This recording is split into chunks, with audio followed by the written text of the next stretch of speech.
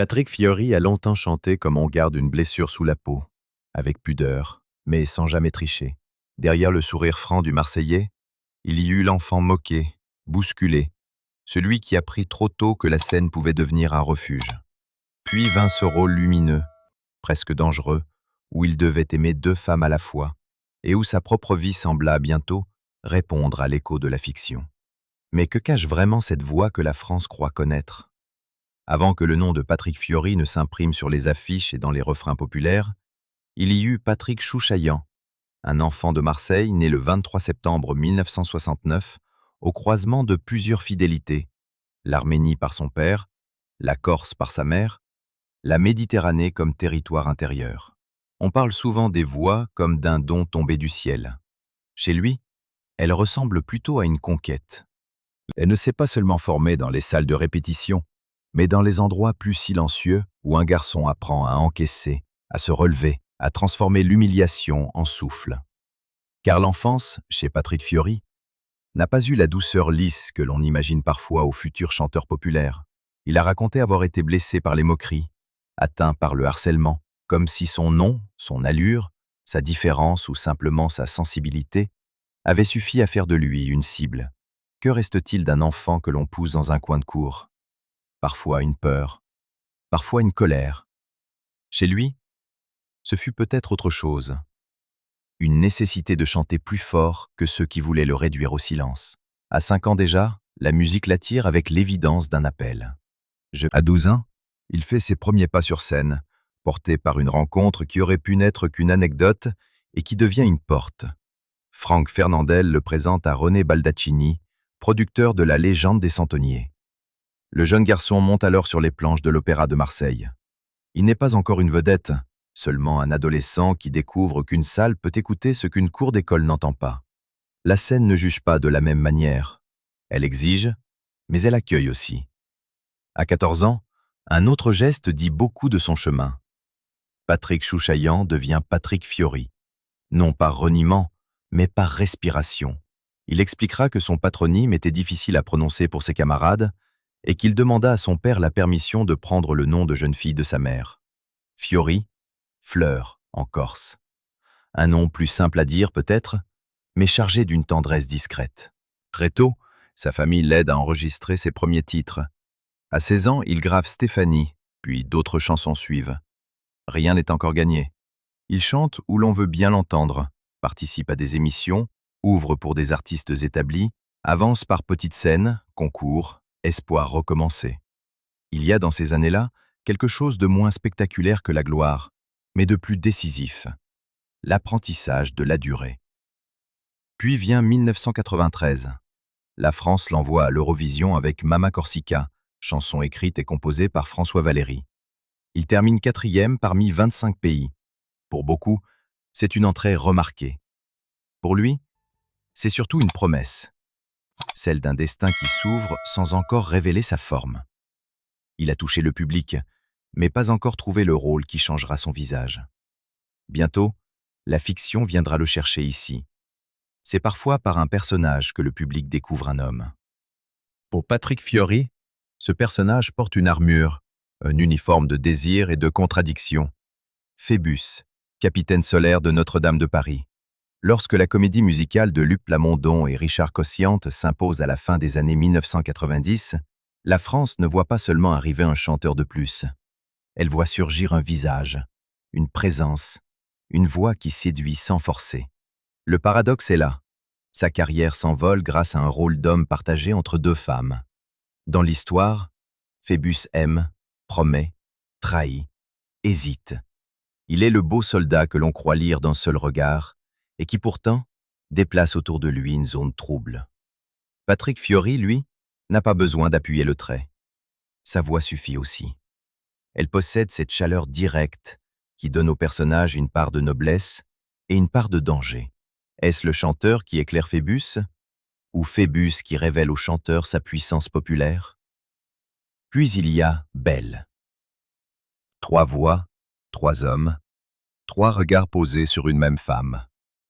Garou, Daniel Lavoie, Patrick Fiori. La chanson devient un phénomène, traverse les radios, les plateaux, les souvenirs. Elle se vend par millions, reçoit les honneurs et transforme ses interprètes en figures familières. Patrick Fiori n'est plus seulement celui qui avait porté Mama Corsica à l'Eurovision. Il devient un visage d'une époque où la chanson française retrouve le goût du grand récit et du refrain qui rassemble. Mais le succès, chez lui, ne prend pas la forme d'un coup de tonnerre isolé. Il arrive comme une vague qui renverse la table et oblige à tenir debout autrement. Les projecteurs chauffent, les attentes grandissent, les regards deviennent insistants. Qui est ce chanteur brun dont la voix semble faite pour les duos et les serments? Que garde-t-il de Marseille, de ses blessures, de ce nom choisi pour mieux avancer? Derrière le costume de Phébus, il y a l'enfant qui a appris à ne pas donner trop vite les clés de lui-même. Dans les coulisses se dessine un roman plus intime. Notre-Dame de Paris n'est pas seulement une machine à tubes, c'est une famille provisoire, un théâtre de liens et de fragilité.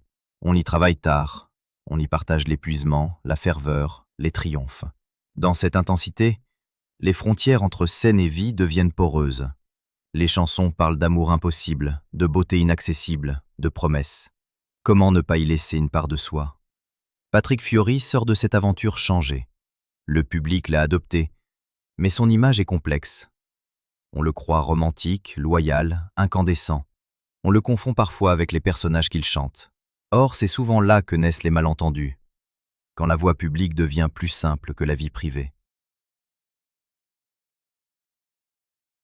À la fin des années 1990, tandis que sa carrière prend de la hauteur, son cœur entre lui aussi dans une zone de lumière.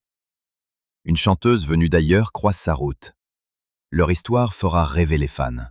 Lara Fabian arrive dans cette histoire comme une note tenue plus longtemps que les autres. À la fin des années 1990, elle est déjà cette voix immense, dramatique, capable de faire d'une chanson un vertige. Patrick Fiori, lui, vient de trouver avec Notre-Dame de Paris une place nouvelle dans le cœur du public. Leur rencontre au Canada a quelque chose de presque cinématographique. Deux artistes francophones, deux tempéraments ardents, deux carrières en pleine ascension, réunis au moment exact où tout semble possible. Très vite, le public les regarde comme un couple d'or de la chanson française. Il y a chez eux une élégance de duo, même lorsqu'ils ne chantent pas ensemble. Lara Fabian porte l'intensité, Patrick Fiori, la chaleur. Elles semblent venir des grandes tempêtes vocales. Lui, d'une Méditerranée plus instinctive, plus terrienne. Était-ce une histoire d'amour ou déjà une légende fabriquée par les regards posés sur eux? Peut-être un peu des deux. Les couples d'artistes ont toujours ce privilège cruel. Ils appartiennent à ceux qui les aiment avant même de s'appartenir vraiment. Pendant environ 2 ans, leur relation nourrit les rêves, les commentaires, les couvertures, les murmures. On imagine des refrains écrits à deux, des soirs de tournée, des confidences entre deux avions. Pourtant, derrière l'image dorée, il y a la réalité moins docile de deux vies lancées à pleine vitesse. Aimer sous les projecteurs demande une solidité que même les plus belles voix ne garantissent pas. Quand chacun porte sa carrière comme une urgence, que reste-t-il de l'intimité? La séparation finit par arriver, discrète mais commentée, comme toujours lorsque le public a cru posséder une histoire. Lara Fabian et Patrick Fiori ne forment plus ce couple que les fans avaient placé sur un piédestal. Mais l'échec d'un amour n'efface pas forcément ce qu'il a révélé.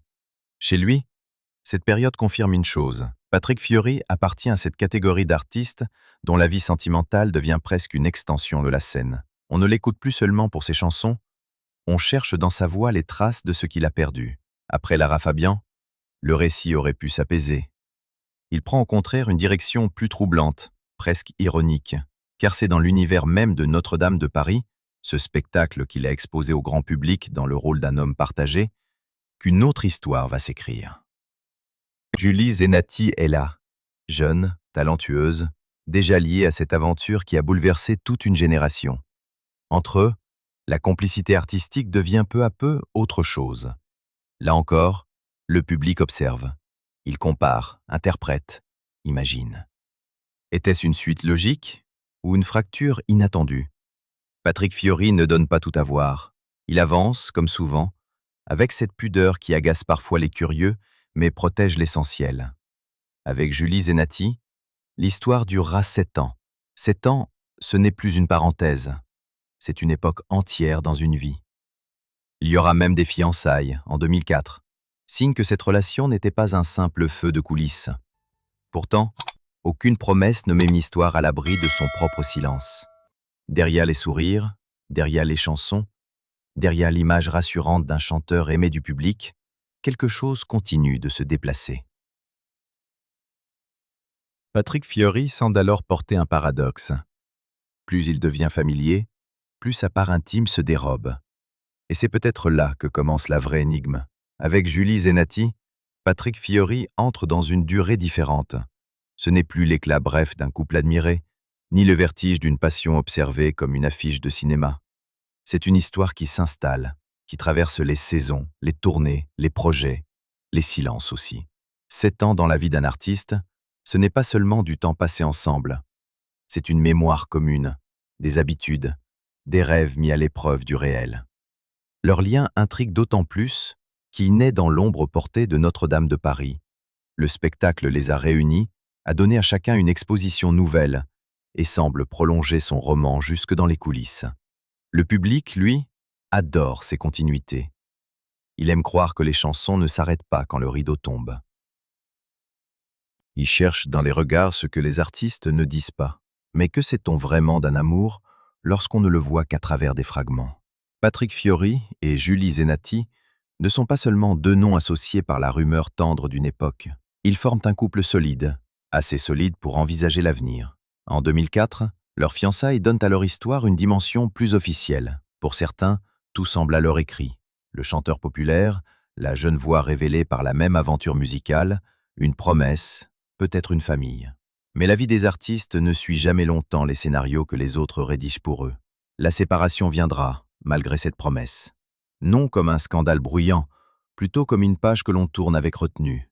Et c'est dans cette retenue que Patrick Fiori conserve une part de noblesse. Il ne transforme pas ses amours en spectacles secondaires. Il ne distribue pas les blessures en pâture. À une époque où l'intimité devient souvent un marché, ce refus d'étaler peut sembler presque anachronique. Est-ce de la pudeur, de la prudence, ou une manière de survivre à la célébrité? Pendant ce temps, sa carrière continue de prendre de l'ampleur. Depuis le milieu des années 1990, il construit une discographie régulière, populaire, habitée par le goût des mélodies franches et des collaborations fortes. Jean-Jacques Goldman devient l'un de ses alliés essentiels à partir de 2002. Ce n'est pas un détail. Dans la chanson française, Goldman n'écrit pas pour n'importe qui. Il choisit des voix capables de porter une émotion sans l'écraser. Après Céline Dion, Patrick Fiori devient l'un de ces interprètes à qui l'on confie des chansons comme on confie une clé. Il chante aussi avec Johnny Hallyday, Florent Pagny, et s'inscrit dans cette lignée d'artistes capables de passer du solo au duo sans perdre leur identité. Sa voix n'a pas besoin de dominer pour exister. Elle dialogue, répond, enveloppe. C'est peut-être là son secret. Patrick Fiori ne cherche pas toujours à gagner la chanson, il cherche à l'habiter. À partir de 1999, sa présence au sein des Enfoirés renforce encore son image d'artiste collectif. Puis, plus tard, son rôle de coach dans The Voice Kids le montre sous un autre angle, celui d'un homme attentif aux jeunes talents, peut-être parce qu'il se souvient de l'enfant fragile qu'il a été. Comment ne pas entendre, dans sa manière d'encourager, l'écho du garçon qui aurait aimé qu'on le protège davantage? Après les grandes passions publiques, une autre femme entre dans sa vie. Elle ne vient pas de la scène musicale, mais d'un univers où l'on connaît aussi le poids des regards. Avec Ariane Quatrefages, Patrick Fiori semble chercher autre chose. Moins de légende, plus d'ancrage. Un mariage, des enfants, une maison intérieure. Pendant longtemps, on croira que l'homme aux chansons d'amour a enfin trouvé son rivage. Ariane Quatrefages apparaît dans la vie de Patrick Fiori comme une promesse d'équilibre. Ancienne Miss Rhône-Alpes 1999, troisième dauphine de Miss France 2000, elle connaît elle aussi cette étrange mécanique de la lumière. Les sourires publics, les apparitions scrutées, les vies que l'on résume trop vite à une image. Mais avec elle, le chanteur semble quitter le roman agité des passions commentées pour entrer dans une histoire plus calme, plus construite, presque protégée. Il se marie en juin 2008. Le geste a la netteté d'un engagement. Après Lara Fabian, après Julie Zenati, après les amours devenus matière à récit, Patrick Fiori choisit une forme de stabilité. Un an plus tard, en juillet 2009, naît leur premier fils, Sévan. Puis vient Gabin en 2014. La paternité ne le transforme pas seulement en homme de famille. Elle réorganise sa manière de regarder le monde. Lui qui a connu l'enfance blessée, semble alors placer ses enfants au centre exact de ses priorités. Il dira un jour que devenir père change tout. La phrase pourrait sembler banale si elle ne venait pas d'un homme dont la carrière repose sur l'émotion. Chez lui, elle prend un poids particulier.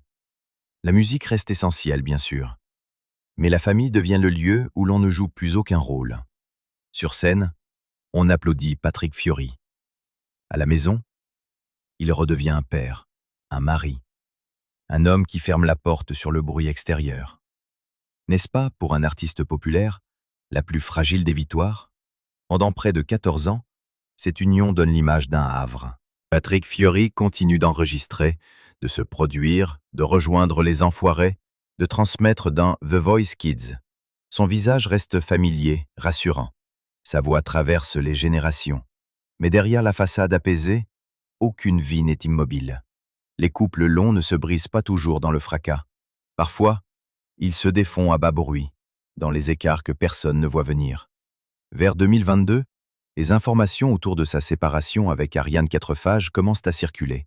Pour le public, la nouvelle a quelque chose de brutal. Comment l'homme qui semblait avoir trouvé son équilibre familial peut-il soudain apparaître au centre d'une nouvelle histoire? Très vite, les commentaires s'emballent. On parle d'une femme plus jeune, d'une nouvelle relation, d'un tournant intime. Puis, en 2023, la naissance d'un petit garçon prénommé Ange vient confirmer qu'un autre chapitre s'est ouvert. C'est ici que le récit devient plus délicat, car la vie privée d'un artiste est un terrain où l'information et le jugement se mélangent trop facilement. Des accusations, des insinuations, des interprétations ont circulé autour de Patrick Fiori. Certaines ont cherché à réduire son histoire à un scandale. Mais le chanteur a fini par démentir ce qui devait l'être, assumant une réalité plus simple et plus humaine. Il n'était pas l'homme que certains récits voulaient fabriquer, et se disait aujourd'hui heureux auprès de sa compagne. Cette mise au point ne ferme pas toutes les questions, elle les déplace. Que sait-on vraiment d'une rupture vue de l'extérieur? Que comprend-on d'un amour qui commence quand un autre s'achève? Le public veut des coupables, des dates, des phrases définitives. La vie, elle, avance rarement avec cette clarté. Patrick Fiori, lui, continue de chanter. Et peut-être est-ce là sa manière de répondre sans se justifier davantage. Après les démentis et les commentaires, il reste ce que Patrick Fiori maîtrise le mieux, la scène. Là, les polémiques perdent de leur volume. Une note juste a parfois plus de force qu'un communiqué. Il n'y vient pas pour effacer les questions, mais pour reprendre possession de son récit. Depuis ses débuts, il a compris que le public pardonne rarement ce qu'il ne comprend pas, mais qu'il reconnaît souvent une voix sincère. Sa trajectoire n'est pas celle d'un chanteur fabriqué dans le confort. Elle ressemble plutôt à une longue montée, avec des paliers, des coups d'éclat, des blessures anciennes qui reviennent par éclat. L'enfant moqué, devenu interprète populaire, n'a jamais totalement disparu. On le devine dans sa manière de tenir une chanson avec gravité, dans son attention aux jeunes candidats de The Voice Kids, dans cette façon de parler de la famille comme d'un centre de gravité. Peut-on vraiment séparer l'artiste de ce qu'il a dû surmonter? Avec le temps, Patrick Fiori a construit une place singulière dans la chanson française. Il n'a pas cherché à devenir une icône froide, ni un provocateur permanent. Il a choisi une voie plus risquée qu'elle n'en a l'air, celle de l'émotion directe. Cette émotion peut être mal comprise, parfois jugée trop populaire. Pourtant, c'est précisément ce qui fait sa force. Chez lui, la puissance n'est pas dans la distance, mais dans l'adresse. Ses collaborations racontent aussi cette crédibilité patiemment acquise. Jean-Jacques Goldman, Johnny Hallyday, Florent Pagny, ces noms ne sont pas de simples ornements dans une biographie. Ils indiquent qu'une voix a été reconnue par d'autres voix. Chanter avec les autres, c'est accepter de ne pas tout contrôler. C'est entrer dans un partage où l'ego doit céder devant la chanson. Mais son histoire garde une tension particulière. Le public aime l'homme des refrains tendres, tout en scrutant l'homme privé avec une sévérité moins tendre. Ses amours ont été racontés comme des chapitres romanesques. Lara Fabian, Julie Zenati, Ariane Quatrefages, puis une nouvelle compagne. À chaque fois, on a voulu voir un symbole, une faute, une réparation, un destin. Et si ce n'était au fond qu'une vie? Patrick Fiori avance désormais avec cette double identité, chanteur aimé et homme observé. Il sait que la lumière ne caresse jamais sans brûler un peu. Pourtant, il ne semble pas vouloir quitter le centre de la scène. Non par vanité, mais parce que chanter demeure son langage le plus sûr. Patrick Fiori n'a jamais été un héros parfaitement lisse, et c'est sans doute pour cela que le public continue de revenir vers lui. Derrière les succès, les histoires d'amour médiatisées, les séparations et les rumeurs, il y a toujours cet homme qui chante avec une fragilité retenue, comme si chaque chanson devait encore prouver quelque chose à l'enfant qu'il était autrefois. Sa vie n'a pas suivi une ligne droite, elle a bifurqué, trébuché, recommencé. Il y a eu les triomphes de Notre-Dame de Paris, les passions qui ont fait rêver, les blessures que les projecteurs agrandissent toujours, puis cette volonté obstinée de protéger ce qui lui reste d'intime.